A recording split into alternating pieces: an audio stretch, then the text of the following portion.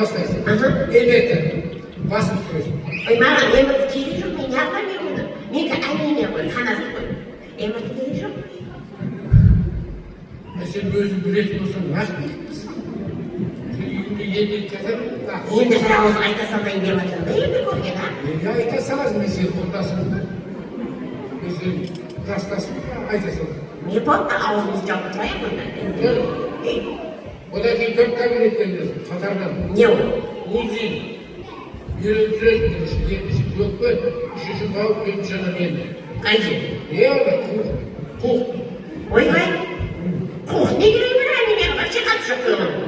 Қуғын ештеңеге көке, екі қаназды әңгіме, қан жоқ. Қан жүретін жердің бәрін көрген. Сондай ма мен?